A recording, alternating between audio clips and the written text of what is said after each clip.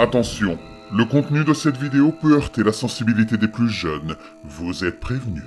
N'ayez pas peur de laisser un pouce bleu, d'activer les notifications et de vous abonner si ce n'est pas déjà fait. J'ai passé ma vie à souhaiter un Noël blanc et la neige m'a puni. Vivant dans le sud de l'Alabama, nous avons rarement de la neige. J'ai passé la majeure partie de ma vie à rêver d'un Noël blanc. Un Noël blanc qui n'est jamais venu. Je n'ai vu la neige que 2 fois en 33 ans ici. J'ai toujours voulu partager cela avec mes 2 garçons. Je savais qu'ils adoreraient jouer dedans. Aujourd'hui, je me retrouve à regarder par la fenêtre les monticules de neige qui entourent ma maison, regrettant tous les vœux que j'ai faits pour avoir un Noël enneigé. Quand j'y repense, tout a vraiment commencé en été. Nos étés sont toujours chauds et extrêmement humides, mais cette année-là, c'était encore plus insupportable. Les températures dépassaient régulièrement les 37 degrés, et tous mes proches réclamaient un peu de fraîcheur. La vague de chaleur a duré jusqu'à la semaine précédant Halloween.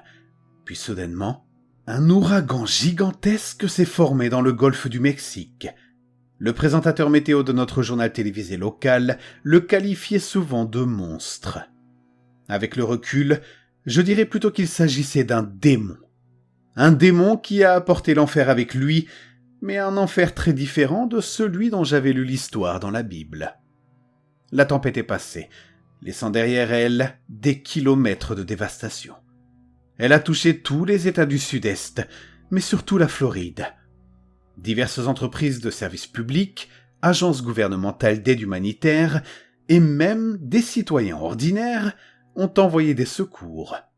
Et quand je dis divers, je veux dire de tous les États de notre région. C'était incroyable de voir tous les efforts déployés pour aider les personnes qui avaient tout perdu. Je suis sûr que beaucoup d'entre nous pensaient que le pire était passé. J'aurais aimé que ce soit vrai, mais c'est à ce moment-là que la pluie a vraiment commencé à tomber. Au mois de novembre, nous avons senti les premières gouttes tomber sur notre petite ville. C'était un phénomène étrange, mais pas assez pour attirer l'attention. Après tout, quelques jours de pluie, ce n'était pas si grave, n'est-ce pas? Le problème est survenu lorsque les jours se sont transformés en semaines et que les zones basses ont été inondées. Les maisons des villes voisines ont été emportées en quelques heures lorsque les digues ont cédé. Ma femme Suzanne remerciait sans cesse Dieu que notre maison soit nichée sur les hauteurs, au milieu des arbres. Je me suis surpris à penser la même chose, mais Dieu n'avait rien à voir avec ce qui s'était passé. Aucun Dieu en qui je pouvais croire. La semaine de Thanksgiving, la pluie a enfin cessé. Je suis sûr que tout le monde en était reconnaissant. Le problème, c'est qu'il faisait toujours froid. En soi, cela n'avait rien d'étonnant. Mais la rigueur de l'hiver était inhabituelle. La semaine suivante, les températures ont avoisiné le point de congélation, ce qui était rare avant la fin janvier ou le début février. Mon fils aîné, Jacob, s'est mis à chanter cette chanson idiote de Bing Crosby. Ma femme rayonnait à l'idée qu'il puisse voir la neige le jour de Noël. L'enfant stupide qui sommeillait en moi ressentait la même chose. « Les garçons vont enfin voir la neige, Paul !» s'est exclamée Suzanne. « Je sais, j'ai hâte de voir Tommy patauger dedans !» ai-je répondu. Ces mots résonnent encore dans ma tête aujourd'hui. Je dois retenir mes larmes quand je repense à ma stupidité. Nous étions tellement occupés à installer les décorations et à acheter des cadeaux que nous n'avons pas prêté attention à ce qui se passait autour de nous. La neige a commencé à tomber dès la première semaine de décembre. Il y avait déjà plusieurs centimètres dès le premier jour. C'était magnifique à voir au début. Mais quand elle a continué à tomber, certaines personnes ont commencé à s'inquiéter. Si vous n'avez jamais été dans le sud quand il neige, vous ne pouvez probablement pas comprendre. Vous voyez, nous ne sommes pas préparés à ce genre de temps. Tout s'arrête. Les gens restent chez eux et sortent rarement en voiture. Je sais que cela peut paraître ridicule pour quelqu'un d'autre, mais c'est ce qui se passe. La neige continuait de tomber. Ma femme et moi avions laissé les garçons jouer dans la poudreuse fraîche. Mais quand elle était devenue si épaisse que je pouvais à peine marcher librement, nous avons décidé qu'il valait mieux les garder à l'intérieur. Les quincailleries avaient commencé à vendre des pelles à neige pour aider à déblayer les chemins, ce qui était rare dans notre ville. J'ai acheté l'une des dernières disponibles alors que les gens se précipitaient pour faire face à cet envahisseur glacial. La situation semblait empirer. Les petites rafales se transformaient en quasi-blizzards. Ma femme restait scotchée aux informations et aux bulletins météo. Il semblait que les États du Nord avaient été presque ensevelis sous la neige glaciale. Le président avait même déclaré l'état d'urgence, exhortant les habitants du Nord à évacuer vers le Sud. C'est à ce moment-là que j'ai finalement commencé à m'inquiéter. On avait dit à des gens de venir vers le Sud, mais franchement, notre situation n'était guère meilleure. Le météorologue a cessé d'essayer d'être précis. Ses prévisions annonçant la fin de cette folie ne se sont jamais réalisées. Les températures ont continué à baisser et il n'a pas fallu longtemps avant qu'elles passent de 0 à des chiffres négatifs. Il était inconcevable dans mon état qu'il fasse aussi froid et les gens commençaient à avoir peur. Les canalisations commençaient à éclater à cause du gel et les gens se sont retrouvés sans eau jusqu'à ce qu'elle dégèle. En quelques semaines, notre monde s'était transformé en congélateur et aucun d'entre nous n'était préparé à cela. Ma famille s'est retrouvée à porter des vêtements plus épais, même à l'intérieur. J'avais l'impression que quelle que soit la température à laquelle je réglais le thermostat, cela ne suffisait pas. Nous aurions dû partir à ce moment-là. À Noël, nous n'avions plus d'électricité. Et les compagnies d'électricité avaient cessé d'essayer de traverser les conditions difficiles pour réparer toutes les lignes tombées. Les autorités locales avaient abandonné les protocoles d'urgence pour se sauver elles-mêmes. Nous avons commencé à entendre des rumeurs selon lesquelles nos voisins tentaient de se diriger plus au sud encore, en Floride. Suzanne a suggéré la même chose, mais je lui ai rappelé les destructions causées par l'ouragan. J'avais peur que nous soyons encore plus mal lotis ou même sans abri. J'ai donc pris la décision de rester chez nous. J'ai dégagé un passage vers la cheminée qui ne servait que de décoration et je me suis attelé à la tâche d'allumer un feu. Si la situation n'avait pas été aussi grave, ma femme aurait trouvé amusant que je tente une telle entreprise.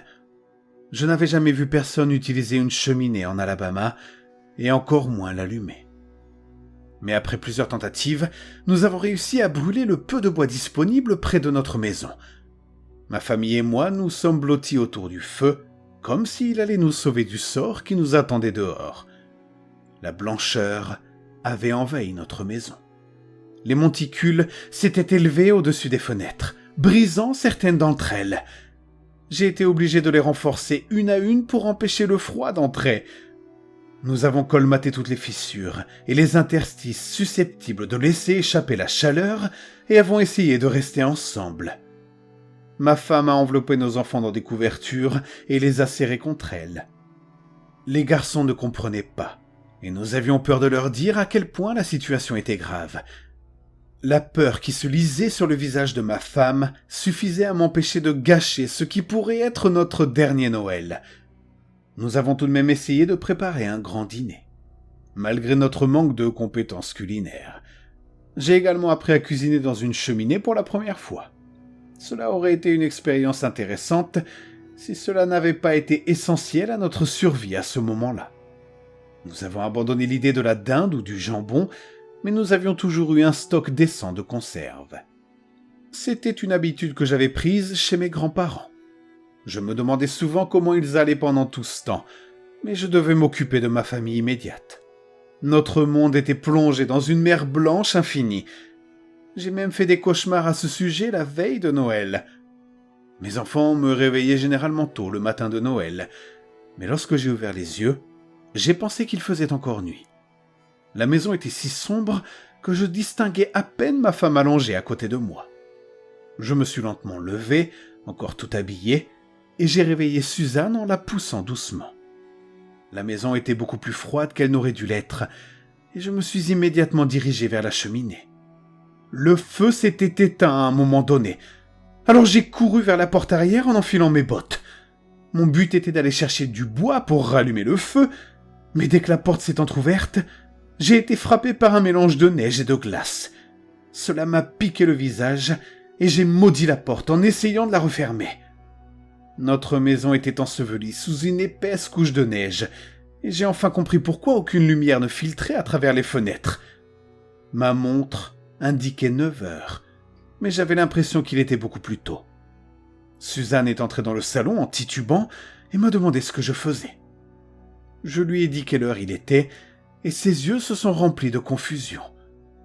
Elle s'est dirigée vers la fenêtre et a découvert ce que je savais déjà. Je ne me souviens pas l'avoir jamais vue aussi effrayée, et ce sentiment était réciproque. J'ai toutefois refoulé mes émotions, sachant que je devais être fort pour ma famille.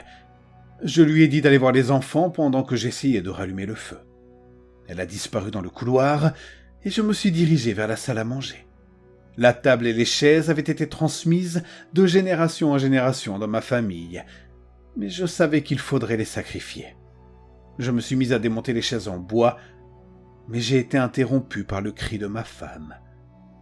Je me suis précipité dans le couloir, écoutant ce bruit horrible résonner dans mes oreilles. Je sentais les larmes me monter aux yeux, mais je les ai retenues en tournant au coin. Elle s'agrippait au cadre de la porte de la chambre de nos enfants. Nous les avions mis côte à côte afin que Jacob puisse garder un œil sur Tommy. Je pouvais voir son corps trembler, tandis que ma femme fixait la pièce. Des larmes coulaient sur ses joues lorsque je me suis retourné pour regarder à l'intérieur. La fenêtre de leur chambre avait cédé sous le poids de notre ravisseur, malgré mes efforts pour la renverser. La neige avait enseveli les garçons pendant la nuit, et c'est alors que j'ai remarqué les flocons blancs qui recouvraient les mains de ma femme. Suzanne avait tenté de les dégager, et je pouvais voir la peau bleu pâle de leur visage blottis ensemble dans le lit de Jacob. Cela aurait été une scène attendrissante si ce n'était leur teint. Une scène que Suzanne aurait photographiée, bien sûr, mais ce n'était pas le cas. J'ai éloigné Suzanne tout en essayant de retenir la nausée qui me prenait à l'estomac. J'avais l'impression que le peu de repas de Noël que j'avais avalé allait se retrouver sur le sol d'un moment à l'autre. Les sanglots de ma femme se sont rapidement calmés, mais quand j'ai croisé son regard, elle sentait simplement hébétée. Je ne l'ai jamais vue ainsi, et j'ai essayé de la sortir de cette transe dans laquelle elle semblait plongée. Mais elle ne disait rien. Elle ne tournait même pas les yeux vers moi quand je lui parlais. Quelque chose s'était brisé en Suzanne ce matin-là, et je ne lui en veux pas. Je l'ai assise près de la cheminée et l'ai enveloppée dans une couverture avant de retourner dans la salle à manger. Le bois poli ne voulait pas brûler, mais j'étais déterminé à nous réchauffer. Je n'ai donc pas arrêté avant d'avoir allumé le feu. J'ai insisté pour que Suzanne reste près du feu pendant que je retournais dans la chambre des garçons. Je ne pouvais pas les laisser dans cet état, mais lorsque je suis arrivé à la porte, je me suis arrêté juste devant. J'ai senti des gouttes chaudes et sales écouler sur mes joues avant même de les voir. Je suis entré lentement et j'ai enfilé des gants. J'ai fini de déblayer la neige et j'ai compris pourquoi il n'était simplement pas venu dans notre chambre. Le morceau de bois que j'avais utilisé pour boucher la fenêtre avait d'abord frappé mon aîné. Il lui avait laissé une entaille près de la tempe qui aurait assommé un homme adulte. Je ne pouvais qu'imaginer que son corps de 10 ans n'avait pas tenu longtemps après cela. Tommy s'était manifestement réveillé après, son petit corps accroché à son grand frère comme à un ours en peluche. Je me suis maudit intérieurement de ne pas les avoir mis au lit avec nous cette nuit-là. Mais je savais qu'il était trop tard pour ce genre de réflexion. J'ai retiré leur corps et les ai enveloppés dans des couvertures avant de les placer dans la chambre d'amis. J'ai jeté un dernier regard à leur petite chambre, un endroit qui avait autrefois été source de tant de joie. Je les imaginais tous les deux en train de jouer et parfois de se chamailler. J'ai essayé de sourire, mais je n'y suis pas parvenu. J'ai baissé les yeux vers le sol, je me suis détourné et j'ai fermé la porte. Je ne suis pas retourné dans cette pièce depuis et je doute que je le fasse. Je doute avoir la force. Je suis retourné dans le salon dans l'espoir de réconforter Suzanne, mais quand je suis arrivé, il ne restait plus que la couverture près du feu. Une rapide inspection de la maison m'a révélé que la porte arrière avait été ouverte et qu'un tunnel s'était formé dans le mur glacé de l'autre côté, laissant le sol à l'intérieur recouvert de neige. J'ai essayé de suivre les traces de Suzanne, mais elles ont fini par disparaître derrière un mur solide de cette maudite neige blanche. Je ne pouvais qu'imaginer qu'elle creusait frénétiquement à travers et que ce qui se trouvait au-dessus s'abattait sur son corps. J'ai essayé de creuser moi-même à la recherche de son corps, mais la couche qui restait était gelée. C'était comme enfoncer mes mains dans du ciment, et je savais que Suzanne n'avait pas pu survivre, même si mon esprit refusait de le croire à ce moment-là. Je me suis retrouvé à gratter la glace avec des outils, me sentant comme si je n'avais plus rien d'autre à faire. Je ne sais pas combien de temps j'ai pleuré en accomplissant cette tâche inutile, mais je sais que mes larmes ont commencé à geler sur mes joues. Je n'ai pas arrêté avant que mes bras ne puissent plus se lever, et c'est alors que je me suis assis dans la neige et que j'ai regardé ce qu'était devenu mon monde. Je ne sais plus combien de temps je suis resté assis là, ni quand j'ai décidé de revenir près du feu. Je me souviens cependant du moment où j'ai commencé à brûler les cadeaux de Noël et à quel point cela avait été difficile. J'ai ouvert chacun d'entre eux lentement, savourant l'idée que les enfants allaient jouer avec pour la première fois. Je pouvais même voir Suzanne debout devant eux, son appareil photo à la main. Elle leur aurait offert son plus beau sourire et aurait pris des clichés pour immortaliser chaque souvenir. Elle adorait prendre des photos, mais ce que j'avais à faire n'avait pas besoin d'être immortalisé sur pellicule. J'ai commencé à ressentir l'engourdissement cette nuit-là, le même engourdissement qui avait envahi Suzanne plus tôt dans la journée. Il faisait aussi froid que la neige qui m'entourait, et je ne pouvais m'empêcher de penser que tout cela était de ma faute. J'aurais dû m'enfuir avec ma famille quand j'en avais encore la possibilité. Je ne sais pas si c'était de la fierté, de l'ignorance ou les deux, mais la culpabilité était trop forte. Elle m'a consumé et m'a privé de tout ce que ces vacances étaient censées représenter. J'ai commencé à m'enregistrer dans l'espoir que quelqu'un m'écoute. Je ne sais pas ce qui est arrivé au reste du monde. Je sais seulement ce qui m'est arrivé à moi. Je ne sais pas combien de temps je pourrai survivre ici. Je n'ai presque plus de nourriture et je n'ai plus rien à brûler.